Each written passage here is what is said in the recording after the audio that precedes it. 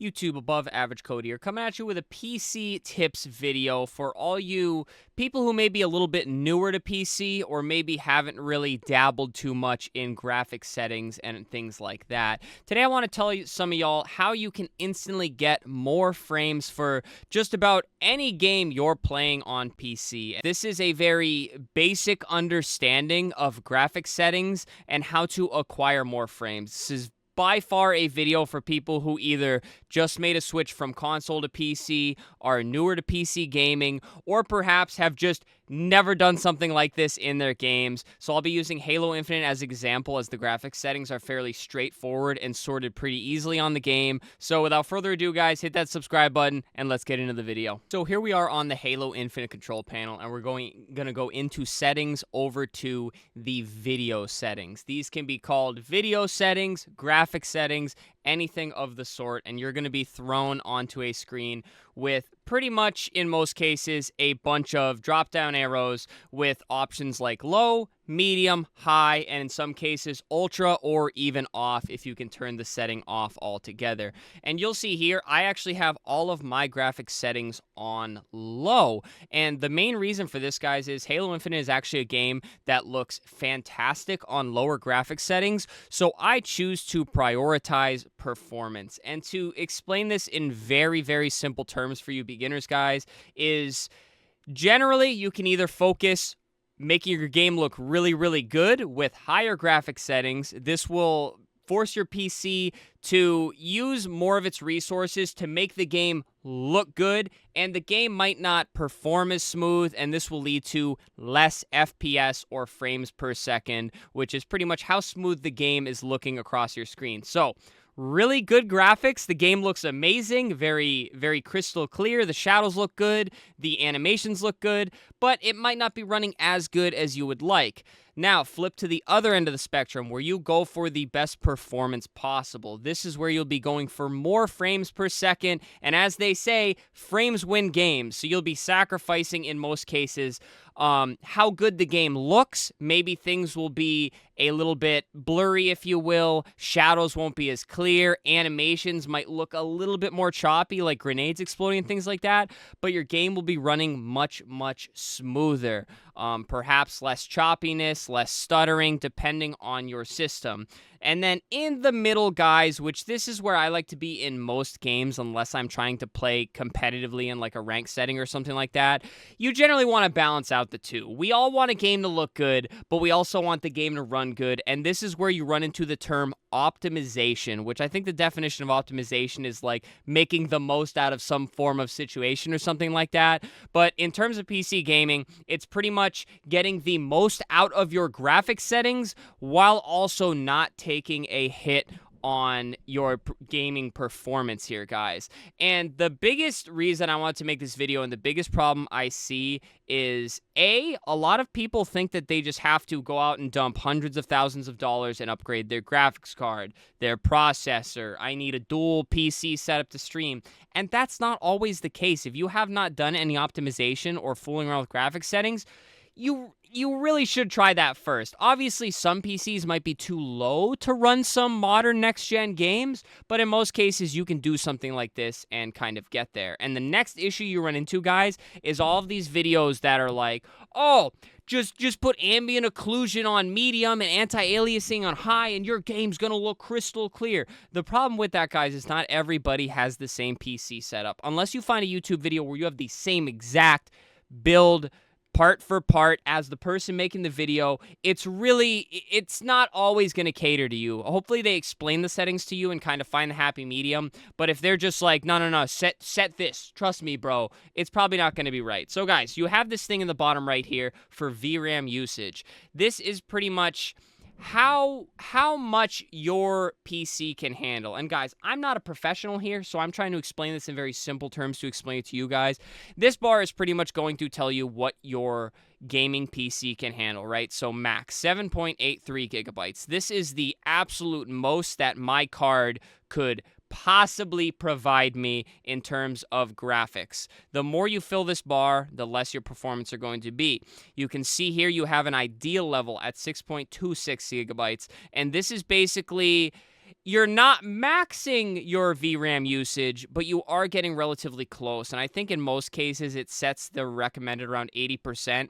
So you're pretty much doing 80% of what your card can do. This will make the game look very good, but also leave some room for performance. So if there's any like fluctuation, you're not maxed out. So there's some room for error here. You can see here, though, I'm down at 2.85 gigabytes. And as I mentioned, I choose to prioritize performance. So you can see I'm under 50% of my VRAM usage. My game runs very smooth. I can pin my cap at 140 frames. And if I uncap it and I'm not streaming, I can probably see upwards of 180 to 200 frames. And I'm currently on a 3070 while we got some people out here on 40 series, basically spaceships compared to the PC that I'm running. I run everything on low, guys, because I prioritize performance, right? So how do you kind of know where you want to be here? Well, first off, if you're running high and ultra and everything, let's go to ultra. You can see here, I am far past the ideal and I am nearly maxed out. I can go to high, and now I'm a little bit under the ideal. I can probably run high graphics settings,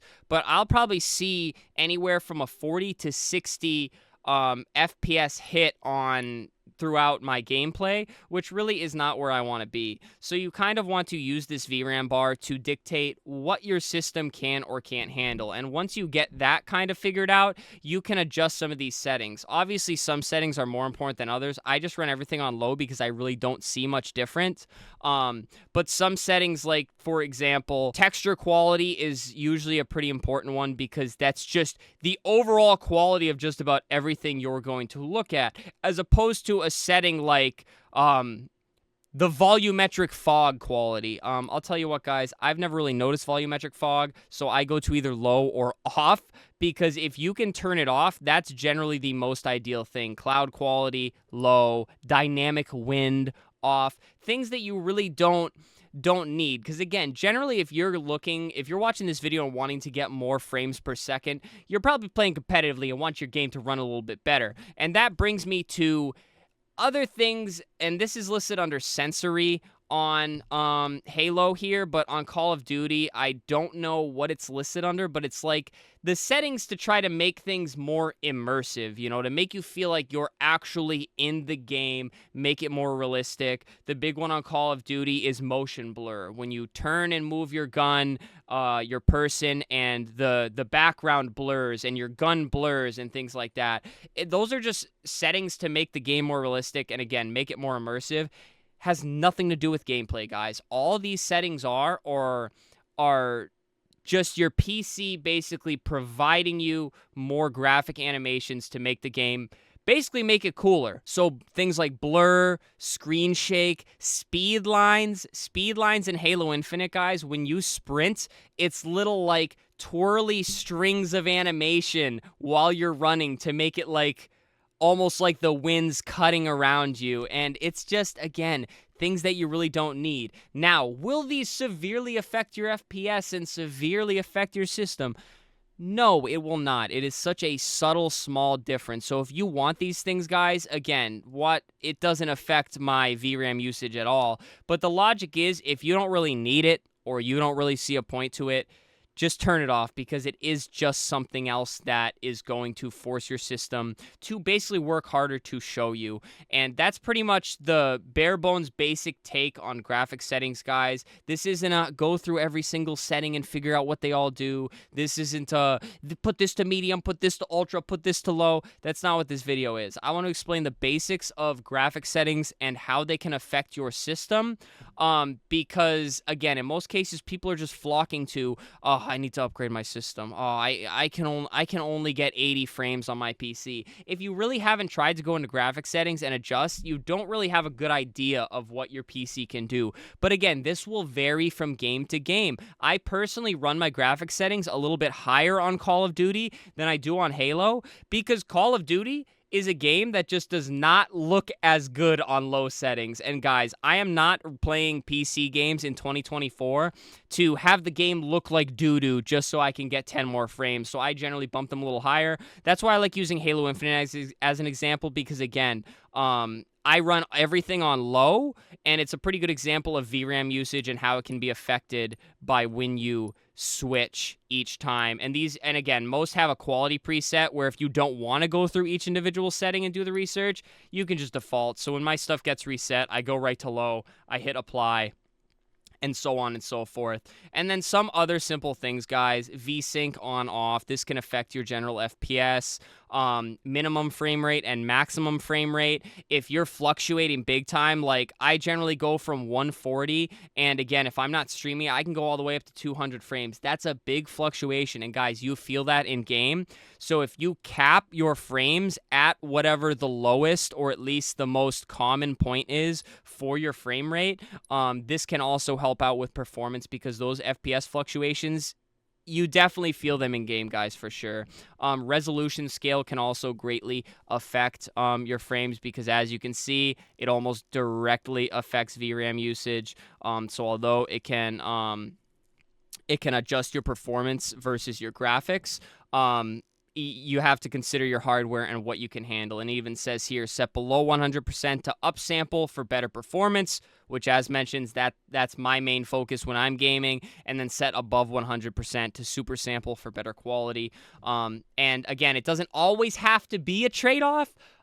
Just sometimes if you're on a lower system, if you're streaming, if you're running a lot of different apps, like if I run Wallpaper Engine, that's more that my graphics card has to do outside of the game to show me, then I may have to adjust in game. And guys, there's so much more you can do.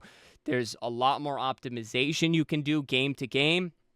But I just want to make this video because, again, you do not always have to run out and drop hundreds of dollars.